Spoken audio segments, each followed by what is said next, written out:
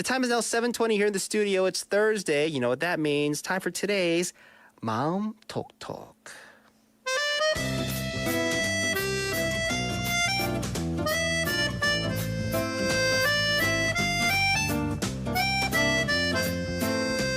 Time for IOB's Mind Talk. 네, 마음 톡톡 시간입니다. We have 오정원 원장님 with us here in the studio. 원장님 네, 안녕하십니까? 안녕하세요. 반갑습니다. 네.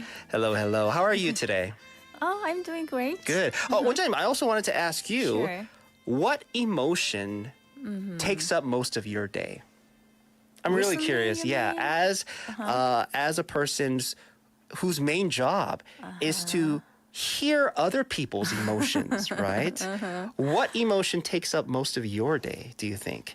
Is it happiness, sadness, satisfaction, boredom, anger, maybe? You know what? I think I'm trying to be neutral. Mm. I know it sounds like really plain. I mean, plain and it doesn't 네, have 살짝 any 재미없어요. colors. 네.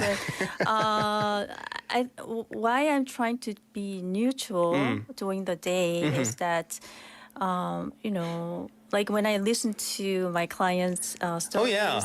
which make me sad or angry, Sure. you know, something like that, I try not to be really linked with the emotions. And Yeah. So I think it's important for me to be neutral as possible. 맞아요. So.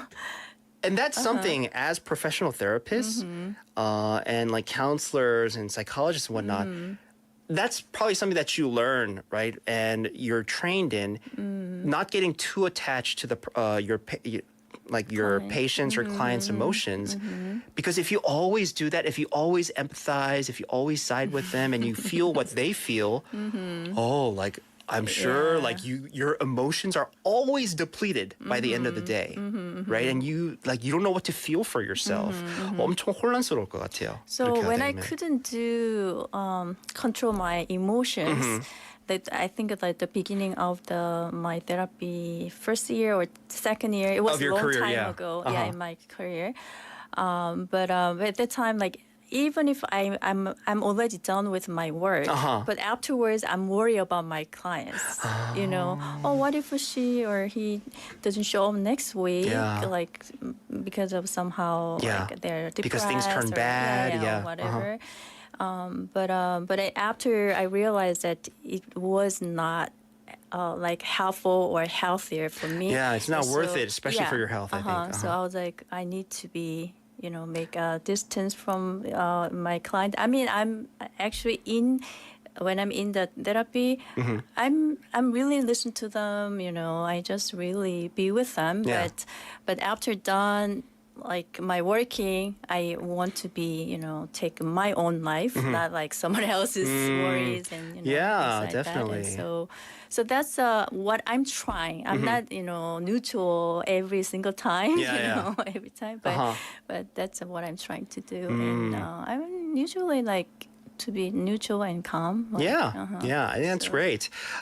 Similar to you, you know, working here at BEFM, I was also taught, like in the beginning of my radio career, like you have to be neutral, right?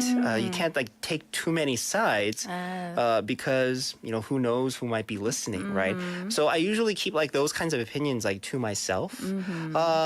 But you know, because you know BFM being a public radio, being run by the city, I do want to always side with like the city and the Busan citizens, of course. So yeah, 부산시, 부산 시민 여러분 사랑합니다. 네. Well, thank you so much for sharing. Being no neutral, I think problem. that's Yeah. something. Like it's not the easiest thing to do, but Yes. professional이니까 잘할 것 같습니다. Thank you so much. Thank All right, you. so today's 마음 톡톡, mind talk. What do you have for us today? As the end of the year approaches, some people are excited about year-end parties and the new year coming. 맞아요. On the 네. other hand, many people reflect on this past year and seem to feel down. So today's topic is related to that. Okay. So here's the story.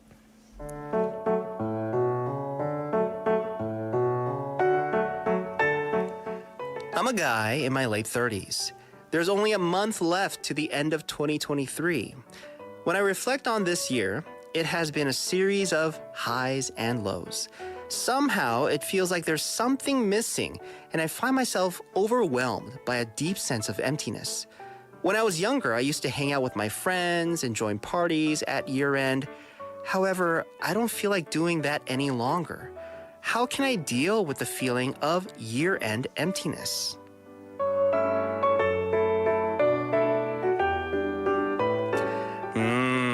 This might be something that a lot of people are actually going through right now.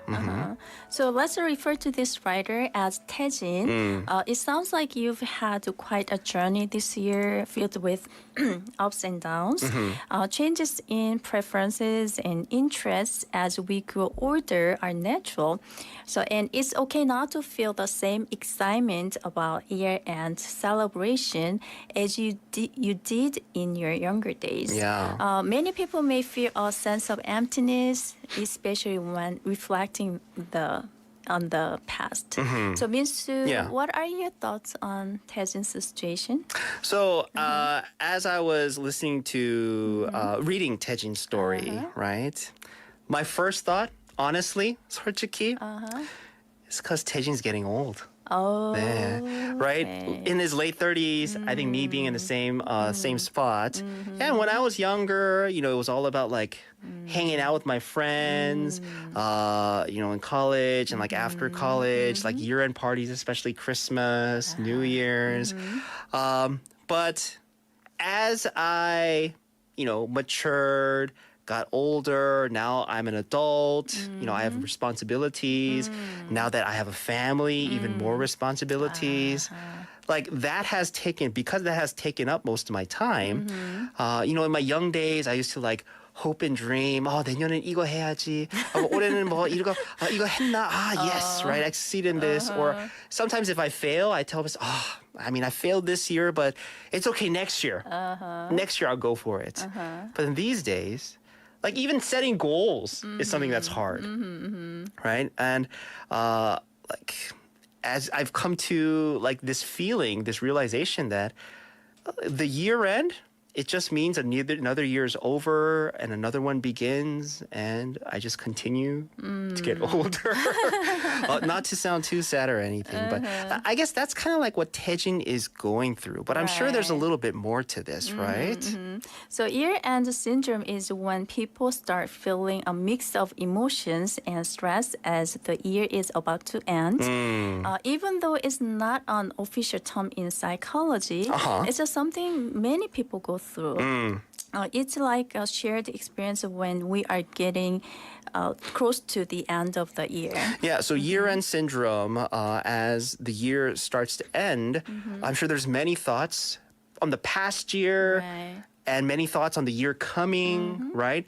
So being at like this, in the middle of the end of 2023 and the beginning of 2024, what you experience and what you're looking forward to. I'm sure these two clashing, like you can't really figure out what exact emotion that you're feeling, right? So year-end syndrome, that sounds very interesting. Are there psychological factors that contribute to this phenomenon? Yes, there are several factors. First, there's reflection and evaluation. As the year wraps up soon, it's common for people to think about what they did well, where they fell short, and what goals they didn't quite reach. So when you look back like this, you might feel proud, happy, or a bit let down, depending on how you see your year. So if you focus on things that you didn't do well, you might feel disappointed or empty. 전 살짝 그쪽인 것 같아요. Because 2023, although not a lot, I had some hopes and goals. I don't know if you remember, but I've shared with Laura many times when she was here and with our listeners. 2023 was the year that I was supposed to read more. 책 읽는 해가 2023년이었는데요. I wasn't able to fulfill that, right? Being super busy and all. So, like, knowing that and finishing off 2023, with a little over a month left, that could be a reason for me. Maybe like, what did I do this year? 내가 뭐 했지? 그것도 못했는데. Right? So this is something that I'm sure, yeah, even Taejin can feel in his situation. But not only like feeling of like failure and disappointment, excuse me, maybe being just overly happy. Is that something that maybe like could fall into this? Just being so happy that, you know, your 2023 was great and was a success. Maybe that could be like, you know, feeling a little too happy could be a part of reflection and evaluation, right? That could go into play. All right. So that's one. What's the second factor? The second factor is the social comparison.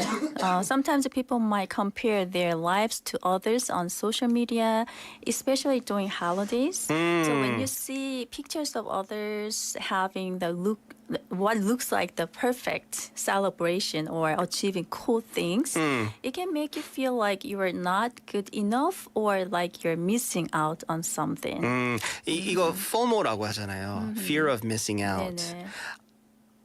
I think I feel this a little bit, especially around this time, because I'm so used to, well, maybe not these days, but maybe the first couple of years, me coming to Korea, this is around like Thanksgiving time, right? So friends and family back home celebrating Thanksgiving, getting together, like making turkey, mashed potatoes and everything. Right. 저는 음식만 보고 슬픈 게 아니라, but you know, just I know that friends are over there Right, and good families over there gathering, right? And that's right. something I can't be a part of. So, yeah, in that sense. The feeling of FOMO, the fear of missing out, and maybe because I can't have that here, that my life isn't good enough here. Yeah, that's something I experienced myself, I think, when I first came. That's something I'm sure you went through when you went over Right. to the US, right? Right. That's Yeah. true. 맞아요. So a lot of people probably going through this. So that's the second one, social comparison. What's the third factor? Another factor is loneliness. Some people might feel even more lonely at the end of year. Even if you have friends and family, you might still feel emotionally distant or lonely. So especially if you miss someone who has left. Also, if you're someone you didn't expect lets you down or grows distant from you this year, you can feel that way too. Right, yeah. So since Minsu, you already shared your experience of Yeah. year-end emptiness. So for me, this year doesn't feel that way. However, when I turned 30 and then 40, I experienced year-end emptiness. Oh, so like age has to do with it a little bit, I think, right? Yeah, it can be. Okay. Yeah, so I think it's really subjective. you Sure. know, I mean, so- not like the number, like not Right, like your physical age, but the things associated with age. Like, because the older you get, you know, if you have like family, like work, especially like your own business, Right. that's something that usually happens like when you get older. So I'm sure that those are also factors for like Yeah, for it people, could for be. you. So 네. during those times, I was thinking about what I achieved in my 20s and 30s, respectively. So the fear of the upcoming year was driven by a sense of inadequacy as I reflected on my past. So now I'm trying to focus on what I've done rather than I couldn't achieve. So if I couldn't reach certain goals this year, I have opportunity to next year. Wow. So when I think in this way, I feel much better. That's great. I think 저는 그냥 실패하면 난 이 정도밖에 안 된다 막 이렇게 생각하는데. 네. Of course, being the profession that you're in. I mean, I'm a person, I'm That's not true. Yeah. Yeah. robot. So, I feel that way too. Yeah. But I'm trying to like reframe it, my situation Yeah. and my emotions. 저는 그 노력을 안 해서 그런 것 같아요. Okay. 네, 네. So, like, as always, this is something that, once again, a lot of people might be going through. So, yeah, you always have like questions for us. Sure. So that's something we can reflect on. So one, have I been judging myself? Two, have I compared myself to others? Three, Are my feelings being considered in my relationships? 4. Have I turned toward destructive behaviors to avoid my feelings? 5. Am I grieving someone? Self-reflection questions are an essential step in understanding your emotions, identifying your needs, and developing a plan to address this situation.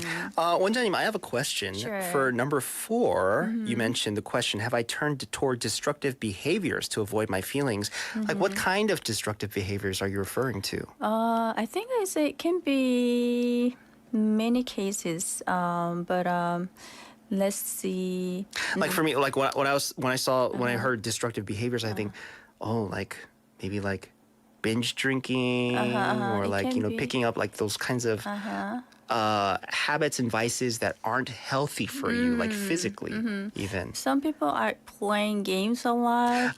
Like addictions. Yeah, like not the addiction per se, but I'm saying try to avoid my feelings okay. or a certain situations. So any actions that might make you try to avoid those feelings Right, not could like be, faced, are not helpful actions and not Right. helpful responses, right?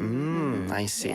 Yeah. So food for thought for not only Taejin, but also our listeners.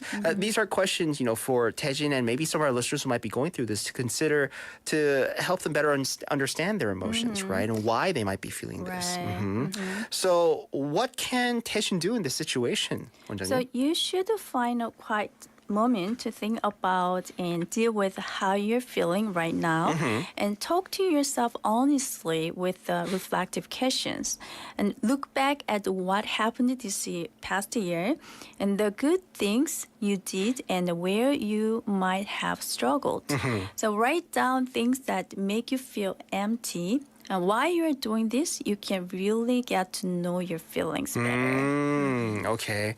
Yeah. Look back at what happened, like being reflective on this past year, not only the bad, but also the good, right? Yeah, that's something he could do. What else can he try? So when you feel empty, spend time with the friends who you trust, connect with the family, and participate in social activities to share your emotions and gain empathy. Also, take a break from your routine and invest time in hobbies and relaxation. So explore new hobbies or revisit ones you enjoyed before. This way, you can reveal your self-esteem and fulfill your positive feelings. Yeah. I think this is something to keep in mind because, some people might be thinking, oh, like I really want to talk with this person, like a friend or a family member who you haven't to in a long time. But like you feel like guilty. Like 이럴 때 연락하면 like they might think like, oh, like he only calls or he only reaches out when he needs something. But they might be going through the same thing that you might be going through, like these end of the year kind of this emptiness. So maybe if you call, like they would respond well, I think, to that. So maybe during this time, you don't need to feel bad or guilty about calling people out of the blue. 너무 그냥 Right. 갑작스럽게 연락해서 뭐 미안한 마음은 안 가져도 될 것 같아요. Because this is the time of the year that's meant to connect 네. with people, 네. right? 다 좋아하실 거예요. 이제 연락을 받으면 그렇죠? 네.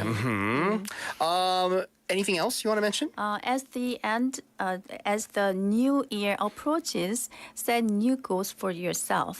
If there are things you missed or lacked this year, you might be good to consider putting those plans into the next year. These goals didn't have to be grand or certain right away.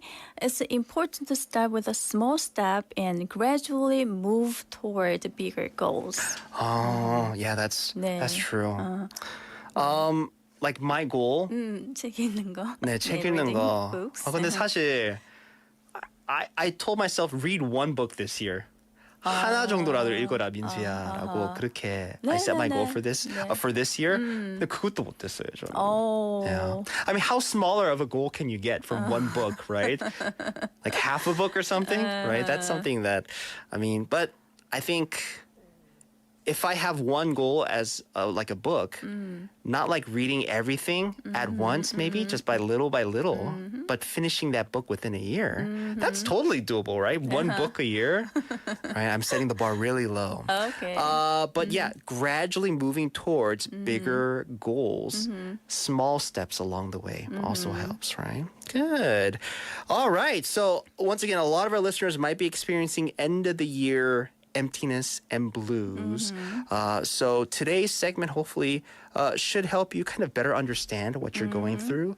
And maybe it was a good time to, try to understand, why you're going through this, why it might be, of course, with the help of our 원장님, of course. 원장님, that will do it for today's 마음 톡톡. And actually, this was your last segment today, 원장님. So with the new season coming up next week, you unfortunately will not be with us for the next season. 너무 슬픈데요. But before you go, I want to give you this opportunity. Share with our listeners, how the past 6 months were for you. This segment was challenging for me because when I'm in actual therapy sessions, I don't give my clients advice right away. As a therapist, my role is to let my clients to reflect on themselves and help them to express their unresolved emotions, which is a big part of it.